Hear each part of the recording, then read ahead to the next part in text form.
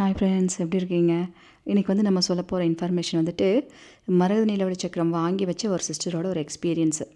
அவங்க வந்து என்கிட்ட ஷேர் பண்ணாங்க. அதில் வந்து எனக்கும் சில விஷயங்களை வந்து அம்மன் உணர்த்தினாங்க, சில விஷயங்களை ஞாபகப்படுத்தினாங்க அப்படின்னு தான் சொல்லணும்.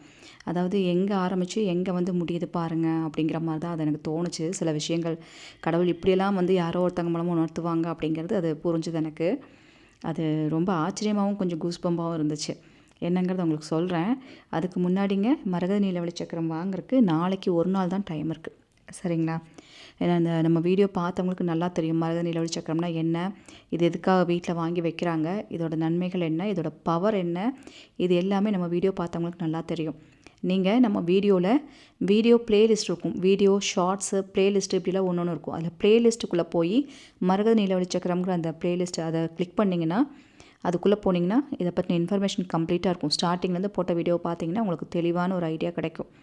இந்த வீடியோலேயும் நான் லிங்க் கொடுத்துருக்கேன். இந்த வீடியோ கடைசியிலையும் மரகத நிலவொளி சக்கரத்தோட அந்த லிங்க் நான் கொடுத்துருக்கேன். அந்த ப்ளேலிஸ்ட்டோட லிங்க் கொடுத்துருக்கேன். கிளிக் பண்ணி பார்த்தீங்கன்னா டைரெக்டாக உங்களுக்கு அங்கே போகும். அப்போ நீங்கள் என்னென்னு கூட நீங்கள் தெரிஞ்சுக்கலாம். சரிங்களா? அது மட்டும் இல்லாமல் நாளைக்கு ஒரு நாள் தான் டைம் இருக்குது. இல்லை உங்களுக்கு ரொம்ப ஈஸியாக தெரிஞ்சுக்கணும் அப்படின்னா இந்த வீடியோவில் வாட்ஸ்அப் நம்பர் கொடுத்துருக்கேன் பாருங்கள். இந்த நம்பரில் மரகத நீலவொளி சக்கரம்ங்கிறத டைப் பண்ணி அனுப்புனீங்கன்னா இதை பற்றின தெளிவான இன்ஃபர்மேஷன் என்னங்கிறது நான் உங்களுக்கு அனுப்புகிறேன். அதை பார்த்து என்னங்கிறது தெரிஞ்சுக்கோங்க. வேணும்னா நீங்கள் அப்ளை பண்ணிக்கலாம். நாளையோட டைம் முடியுது. சரிங்களா? ஒரு சிஸ்டர் வந்துட்டு ஒரு 2 months இருக்கும். அப்போ அந்த பேட்சில் வந்துட்டு அவங்க வாங்கியிருந்தாங்க. மரகத நீலவொளி சக்கரம் வந்து வாங்கியிருந்தாங்க.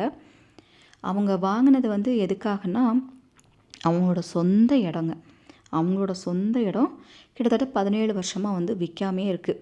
அந்த இடத்த விற்கிறதுக்காக வேண்டி அவங்க நிறைய வந்து முயற்சிகள்லாம் பண்ணுறாங்க.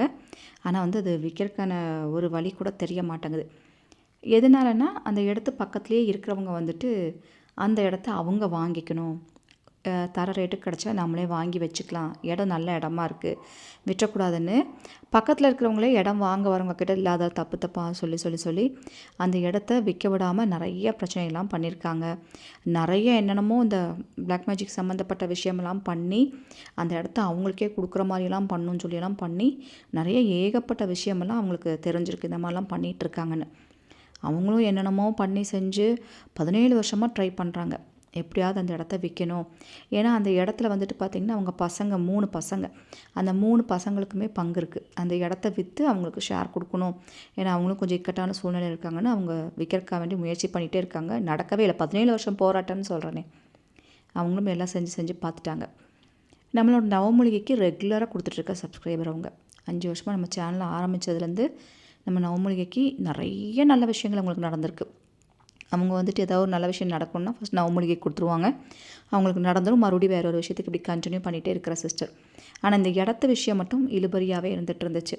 அப்போ தான் மரகத நீலவொளி சக்கரம் பற்றி நான் போட்டோன்னே அவங்க என்ன சொன்னாங்க, சிஸ்டர் இந்த மரகத நீலவொளி சக்கரம் வேணால் நான் அந்த இடத்துக்காக வேண்டி வேணால் வாங்கி வைக்கிறேன், அந்த இடத்து விஷயம் எனக்கு முடிஞ்சிட்டாலே போதும், ஏன்னா மற்ற விஷயம் எல்லாம் நடக்குது, இந்த ஒன்று மட்டும் எனக்கு என்னவோ தெரியல பெண்டிங் இருந்துகிட்டே இருக்குது, அதுக்கு பின்னாடி ஏதோ காரணம் இருக்கும் போல் இருக்குது.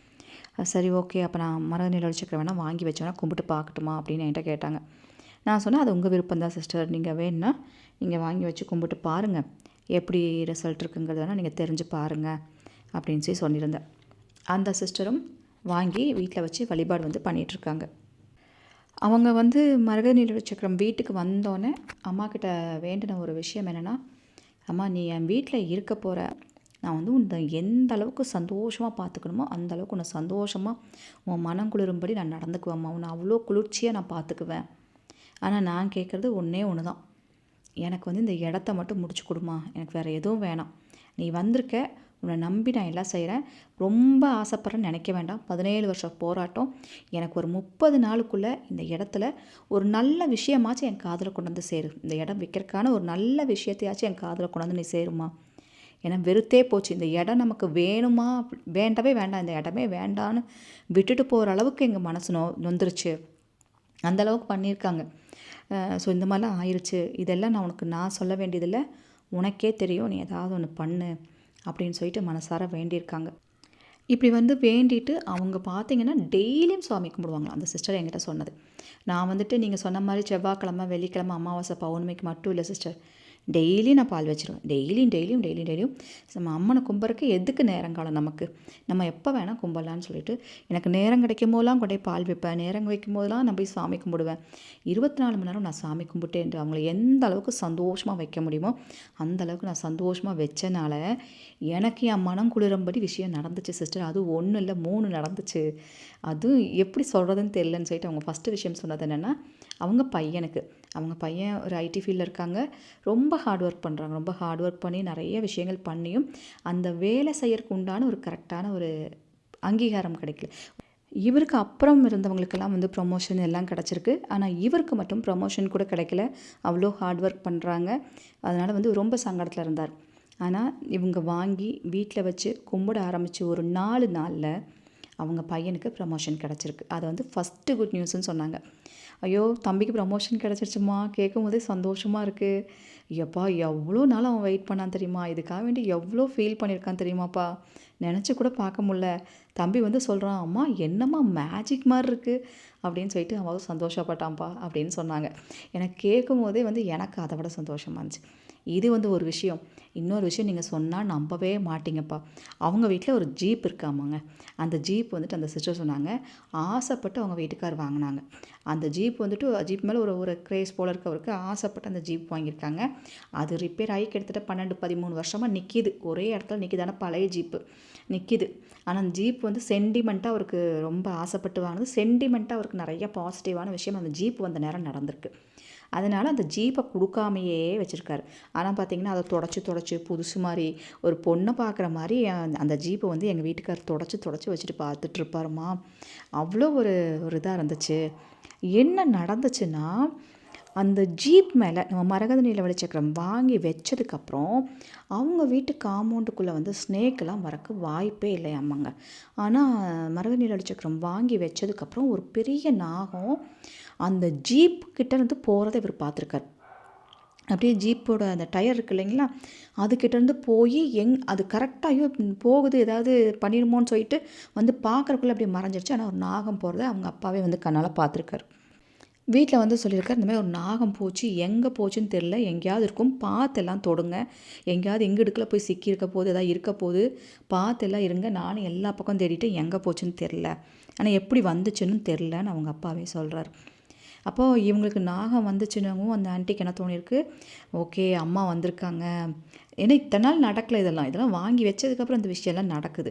ஸோ வந்திருக்காங்க, ஏதோ ஒரு அறிகுறி காமிக்கிறாங்க, எல்லாம் நல்லதுக்குன்னே நம்ம நினச்சிப்போம். ரொம்ப பாசிட்டிவ் அவங்க, நல்லதுக்குன்னே நம்ம நினச்சிப்போம்னு நினச்சிட்டாங்க. அடுத்த நாள் எழுந்துச்சு இவர் எப்பவும் போல் வழக்கம் போல் அந்த ஜீப்பை சுத்தம் பண்ணி வைக்கிறதே ஒரு வேலை இருக்குது. சுத்தம் பண்ணி வச்சுட்டு அதை ஸ்டார்ட் பண்ணி பார்ப்பார், இந்த மாதிரிலாம் பண்ணுவாராம்.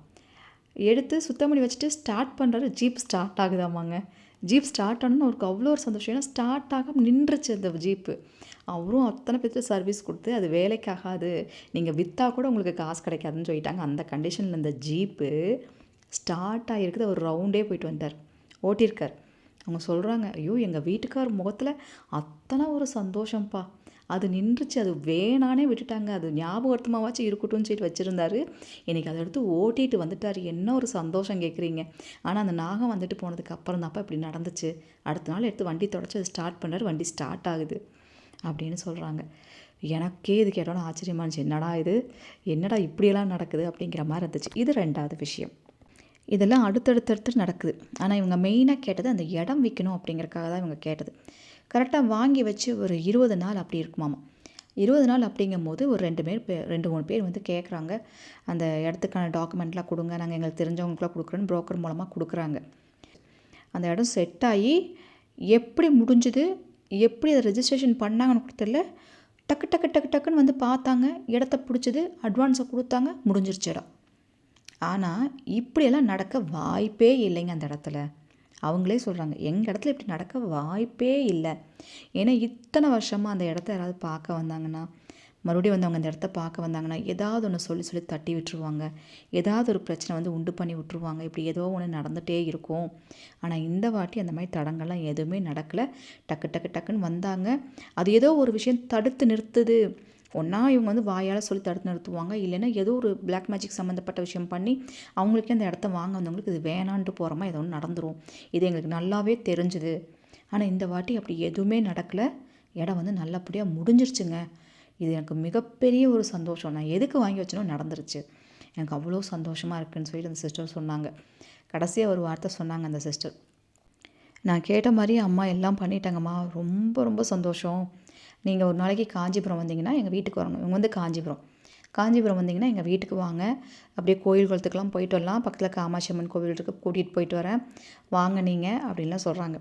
நானும் அவங்ககிட்ட சொல்கிறேன், வரேம்மா கண்டிப்பாக ஒரு நாளைக்கு அப்படின்னு. நானும் அவங்ககிட்ட சொல்கிறேன், நான் எப்போயோ சின்ன வயசில் ஒரு வாட்டி காஞ்சிபுரம் போயிருக்கேன். நான் காமாட்சி அம்மனை பார்த்துருக்கேன். இன்னொரு வாட்டி வரணுமா, எனக்கும் ஒரு ஆசையாக இருக்குது அப்படின்னு சொல்கிறேன். அப்புறம் அவங்க சொல்கிறாங்க, நீங்கள் காஞ்சிபுரம் வந்தீங்கன்னா மறக்காமல் பக்கத்தில் தான், அங்கேருந்து கொஞ்சம் தூரத்தில் தான் பல்லூர் வராகி அம்மன் கோயில் இருக்குது. எங்களுக்கு அங்கே தெரிஞ்சவங்க இருக்காங்க, நீங்கள் வாங்க நம்ம வராகியை போய் கும்பிட்டு வரலாம் அப்படின்னு வந்து சொல்கிறாங்க. எனக்கு கேட்டோன்னே எனக்கு அவ்வளோ ஷாக்காக இருந்துச்சு. பல்லூர் வராகி அம்மன் கோயிலுக்கு போகணுங்கிறது எனக்கு ஒரு வேண்டுதல் இருந்துச்சுங்க. நான் வந்து அதை மறந்தே போயிட்டேன். அந்த அம்மாவுக்கு அந்த வேண்டுதல் செய்யணும்னு மறந்துட்டேன். கோயிலுக்கு போகணுன்னு நினைக்கும் போதெல்லாம் ஏதாவது ஒரு தடங்கள் வந்துட்டு இருந்துச்சு. இன்னொன்று என்னென்னா, கூட்டமாக இருக்குங்கிற ஒரு பயம். ஓப்பனாக சொல்லணும்னா கூட்டமாக இருக்குன்ற ஒரு பயம். ஏன்னா எனக்கு ரொம்ப கூட்டத்திலலாம் போய் நிற்கும்போது கொஞ்சம் மூச்சு விடுறதுக்கெலாம் கொஞ்சம் கஷ்டமாக இருக்கும். கொஞ்சம் நிற்க முடியாது ரொம்ப நேரம். அது ரொம்ப கஷ்டமாக இருக்கும் எனக்கு. அதனாலே கூட்டம் இல்லாமல் போய் சாமியை ஃப்ரீயாக பார்க்கணுன்னு தான் நினைப்பேன் எப்போவுமே. அதனால் அவ்வளோ தூரம் போகிறோமே, ரொம்ப க்ரௌடாக இருந்தால் என்ன பண்ணுறதுலாம் யோசிச்சுட்டு, ஆனால் ஒரு நாளைக்கு போகணும் அப்படின்னு நினச்சிட்டு இருந்தேன். ஆனால் இவங்க சொல்லவும், அட தெய்வமே, நம்ம வேண்டுதல் வேறு வச்சுருக்கோமே, அது எங்கேருந்து ஆரம்பித்து எப்படி வந்து இந்த அம்மா ஞாபகப்படுத்துது பாருங்கள். ஆனால் அந்த சிஸ்டர் என்ன சொன்னாங்கன்னா, நீங்கள் வாங்க, நான் டைரெக்டாக உங்களை கூட்டிகிட்டு போய், நீங்கள் எங்கேயும் நிற்க வேணாம், உங்களை கூட்டிகிட்டு போய் நானே காமிக்கிறேன். அப்படியே வராகி அம்மனே நம்ம போய் ஒரு நன்றி சொல்லிட்டு வந்துடலாமா, எப்போ வரனாலும் எனக்கு கண்டிப்பாக கட்டாயம் ஃபோன் பண்ணுங்க அப்படின்னு சொல்கிறாங்க. எனக்கு அவ்வளோ ஒரு சந்தோஷமாக இருந்துச்சு. அவங்களுக்கு ஒரு நல்லது நடக்கிறது மட்டும் இல்லாமல் எனக்கும் ஒரு நல்லது அம்மா செஞ்சு கொடுக்குறாங்க. நீ வந்து என்னை பாரு, நீ என்னை மறந்துட்ட, நீ என்னை வந்து பாரு அப்படின்னு எனக்கு கேட்குற மாதிரி இருந்துச்சு. அவ்வளோ ஒரு சந்தோஷமாக இருந்துச்சு. அதாவது நமக்கு ஒரு நேரம்னு வரும்போது அது எந்த ரூபத்தில் வந்து நல்லது நடக்கும்னு நமக்கு தெரியாது. நமக்கு அப்படியே நடக்காத மாதிரியே அது இருக்கும். ஆனால் நமக்கான நேரம் வரும்போது ஏதாவது ஒரு வகையில் அது எப்படியாவது வந்து நடந்துருங்க. எனக்கு வந்து அதுதான் ஞாபகத்தில் வந்துச்சு. இப்போ அந்த சிஸ்டருக்கு ஒரு நல்லது நடந்த மாதிரி நமக்கான நேரமும் இதுதான் போல இருக்குது. இப்போ தான் நான் வரணுங்கிற அந்த தெய்வம் என்ன நினைக்கிது போல இருக்குது. அவங்க நினச்சாதான் அந்த நிலைக்கு நம்ம கால் வைக்கவே முடியும் அப்படிங்கிறது எனக்கு தோணுச்சு. ஆனால் மரகத நிலவொளி சக்கரமும் சரி, நவமூலிகையாகவும் சரி, நம்ம வராகமுத்து சித்தரையாவும் சரி, நம்ம வராகி அன்னையும் சரி, அல்டிமேட்டுன்னு தான் சொல்லணும். இவ்வளோ நன்மைகள், இவ்வளோ பேர்த்துக்கு பல வகையான பிரச்சனைகள் சரியாகாமல் கஷ்டப்படுறவங்களுக்கு சரியாயிட்டுருக்குன்னா அதில் எல்லாம் ஒரு ஒரு மிராக்கிள்னு தான் சொல்லணும். அதனால் வராகி அன்னைக்கு இந்த இடத்துல நன்றிகள் சொல்லணும்னு நான் நினச்சேன். அதனால தான் இந்த விஷயம் உங்களுக்கு சொல்லணும் அப்படின்னு அவங்க ரொம்ப ஆச்சரியமாக சொன்னாங்க. சொல்லுங்கள் நம்ம சப்ஸ்கிரைபருக்கு அப்படின்னு. அதனால் உங்கள்கிட்ட சொன்னது.